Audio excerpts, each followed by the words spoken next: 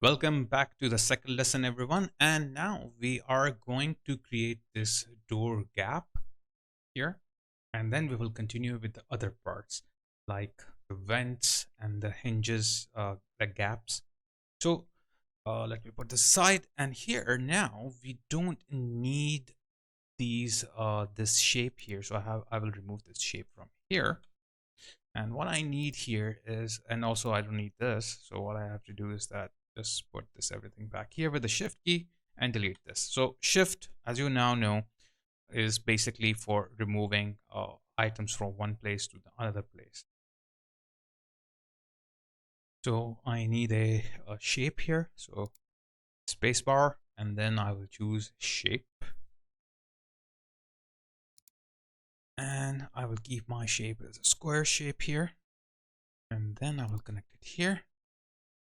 Okay. So you will see that there is a sudden shift here because the whole thing is white. So white will relieve like the surface, and the black will kind of it will subtract from the surface, like it will stay on the surface, something like that. So let's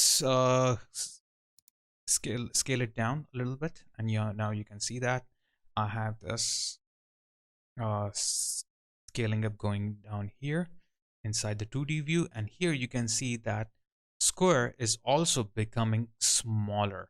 Okay, and now I need a gap here. So gap, how I can do this, like I can go here and then I can choose subtract, but it will create the whole it will take the whole square shape, and then it will convert that whole square shape into a gap, which is I don't want. The gap is basically, if you will notice in the image, it's just like here. So how I can get that like shape over here? Now one thing I can do that is I can make another one, another shape, and then I will go and then another blend, then I will subtract, and then I will add it here. But that will take a lot of nodes to do that. So the best way to do here is there is an option called edge detect, and what it will do is that whatever shape is selected, it will detect the edge of it and just keep the edge of it like an outline, like a border, and rest of the filling will be removed. So I will go here in between these two nodes, spacebar, and I will choose edge. I will select edge detect. Now here I have the edge detect. I will click it, and as soon you will see, if I like once the edge detect is there, it will recreate this sort of a form. Okay, now I don't want, because this is white and this smaller part is black. Now black, as you know, if you will subtract, so black will go outwards and white will stay as it is, which I don't want. So I want the white to go inward and black to stay where it is, like wherever it is.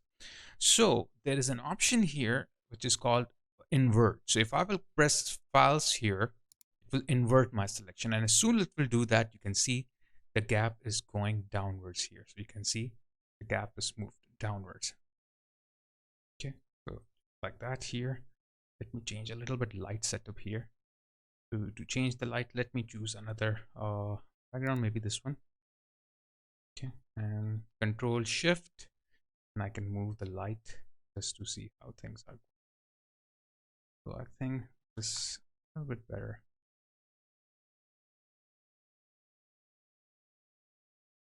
And let's see if everything is going right.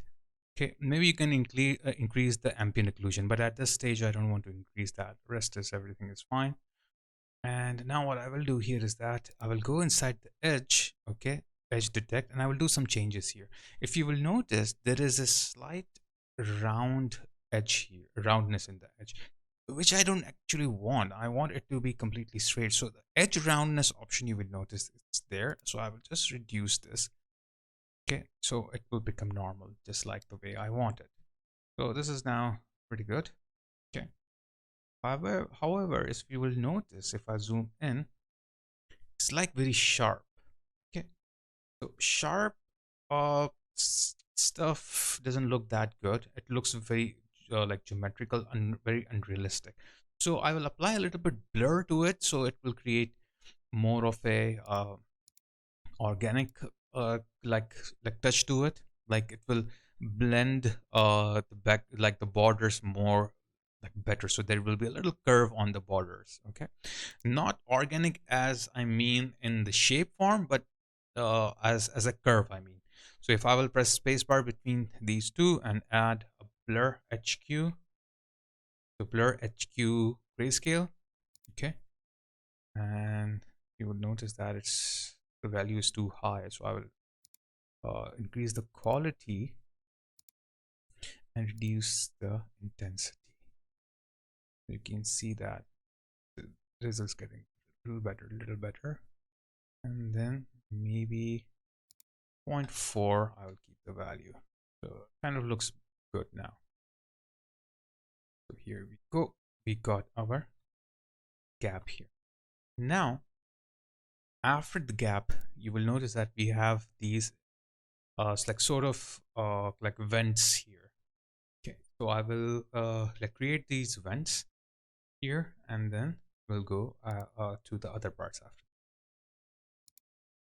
So once we are done with this, we need another shape. Okay, before going forward, one thing is really important because there are no layers or folders just like in Photoshop inside Substance Designer. So it is a little hard to organize them. But we do have comments, we do have frames, and those are really important here, because if you will not create any sort of frame from the beginning, what will happen is that your work will start getting messed up. The nodes, if they are not organized, they will become messy. The nodes are really hard to control. Okay, so what you need to do first thing first here is arrange everything nicely. Okay, and then select this all, right click, add frame, and we'll call this frame door gap. Now, as I told you before, that if we compare Photoshop to Substance Designer, it like the layers goes from like bottom to top. So whatever is on the top will be on the top level, or like it will be on the spot. Okay, and everything will be underneath. Here the bottom layer is on the extreme left side, and the topest layer is on the extreme right side. So it will go from left to right. So that you have to keep in mind here. So I will take these all a little bit, move it back. This is what you have to do, keep on doing once you keep on adding stuff. Now here I will go space bar shape, and I will create a shape over here. Okay, and then I will scale it down a little bit here. Okay, so you can see that I have this shape here, and then I will scale its vertically. Like it depends on how big you want the vent to be. I think this much is enough. And then I will like press spacebar, and I will use a trapezoid transform here, trapezoid transform grayscale, and then I will stretch the top part. Okay, and as you can see that it is like in this form. It comes like in this triangular direction, the vents. Okay, this is enough, but it is creating a tile here, so I will go to the tiling mode, absolute, turn it off. Okay, and no tiling. And then I have to make another blend over here. Okay, and press shift on my keyboard, take all these, put it here. Okay, take this old blend and put it in the background, and this new vent that I created on the foreground. And then here I will use add, and you can see that as soon you will do this, you will get this add of this vent over here, but the vent is not in the right spot. So what you need to do, just right after this, you can add a transform 2D and make sure the tiling mode is set to no tiling, and then you can scale it with the control shift so it will stay in the middle. Put it here so you see what's going on, and we can put it somewhere here. Okay. One more thing I can do here, I can double click it here, then single click it here so I can see what's going on while I'm moving. So it will show me like whole area, like it's showing me the gaps and everything. Now this place I want to keep it a little empty because here I will put the lock handle and like the lock holder and the buttons here. I'll just go here. Okay. I think the vent is a little small, so I can go back to my shape here. It's like my, or I can do simply from the transform, I can scale it up. That's fine. Okay, this looks good. What I will do here is that the shape doesn't look that like something that I was looking for. What I need to do here is I have to add like a curve over here. Okay, so I'll click it here, Spacebar Curve. Okay, and then what the curve will do is that it will help me to create a shape of this because I want this to be slanted, something like this. So I can do that with the curve here. So double click at any spot here. If you move this down or here, you will see the changes are happening. Okay.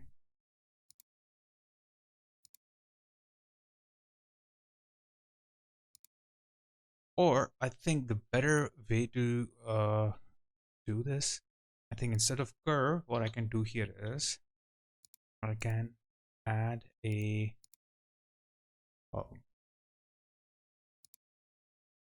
gradient here. Okay. And I will choose gradient axle. Okay, this one. Okay, and I will do a blend. So this blend I will put it here.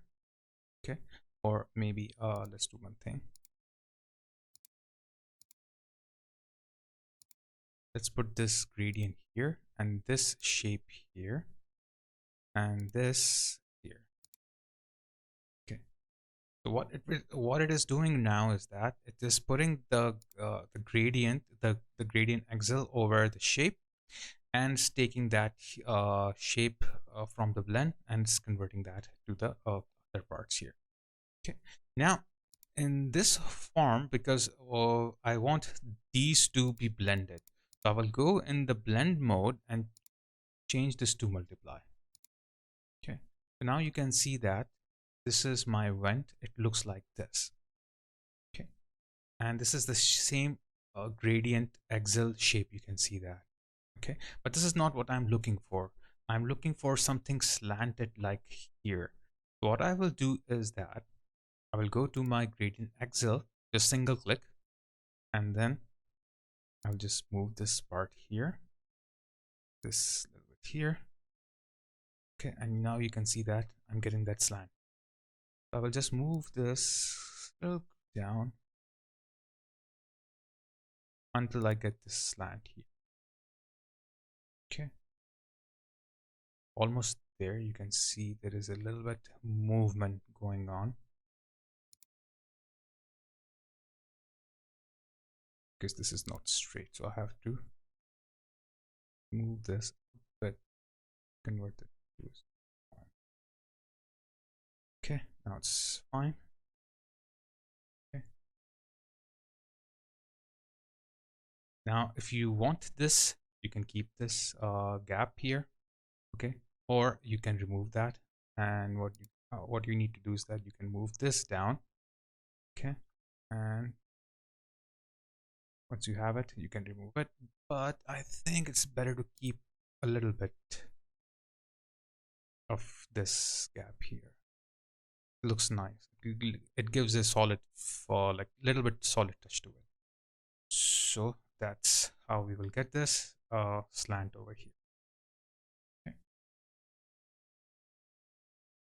So a bit still we because I moved the bottom part, so I have to move this one.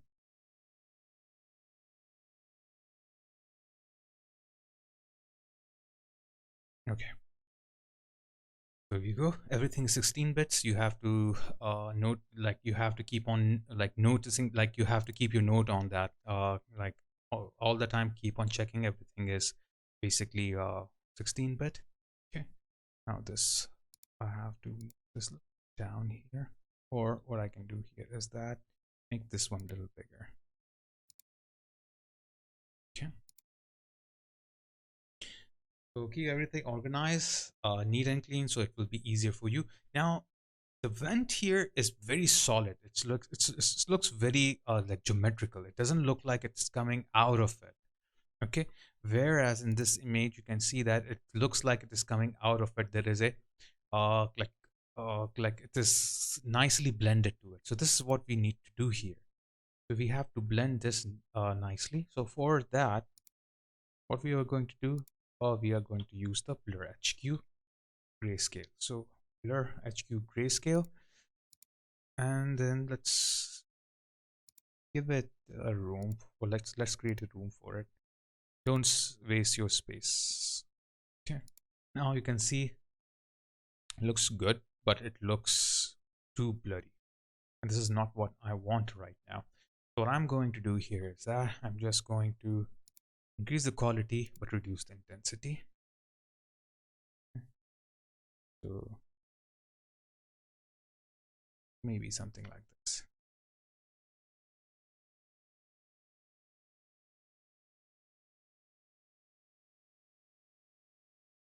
So it's fine, or maybe a little bit more. Or let's go all the way back and then start coming up so we can see where it feels realistic. I think somewhere around 1. Yeah, I think 1 is a good value.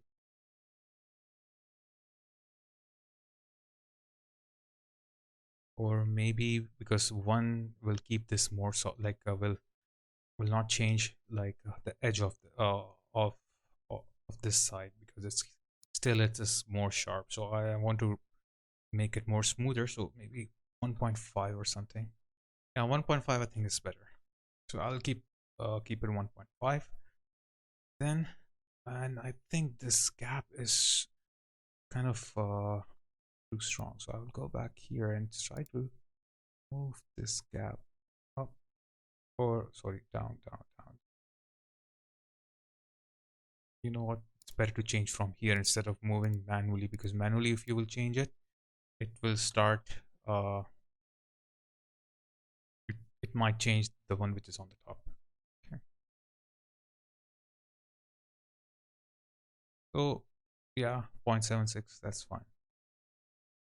Or maybe 0.7. No, 0.7 is a lot. 0.75.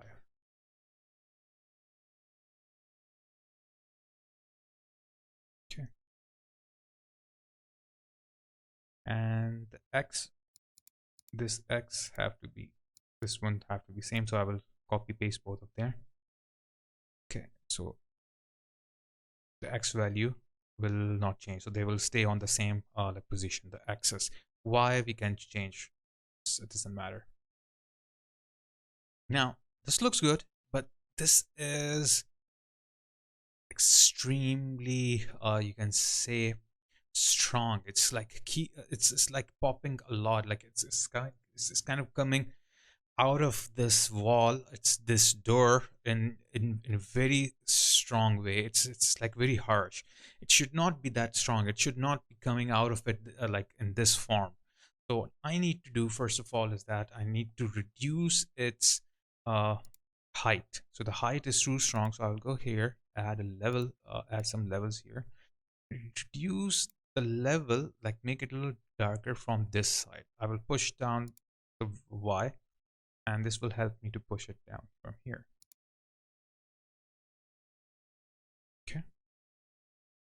This looks good. Okay. One more thing you might have noticed here is, if you'll notice, it's completely straight. There is no curve over here. So if you want a curve, if you don't want a curve, keep it as it is. But if you need a curve, what you can do here is that this radial axis, you can add a curve in between, like from here. Okay, just like that. And once you will add this curve here, okay, here in this one, and let's go to the other side. Okay, sorry. Just notice this line here, slanted line, okay, this slanted line is the same thing. If I go here and pull this up, so it will change this part here.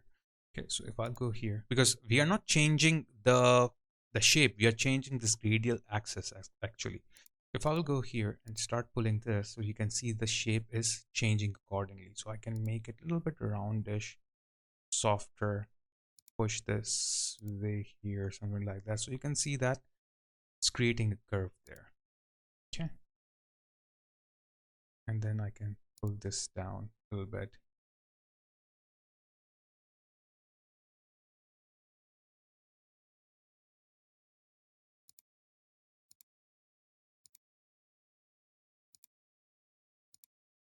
So I will have this sort of a curve on the top. This is how you can make a curve on the top if you want. Otherwise, if you want to keep it as it is, you can do that. So save it all here. And now we need how many vents? At least 3. So this is all done. Now, one thing you can also do, you can take all these, okay, right click here and create a graph from the selection.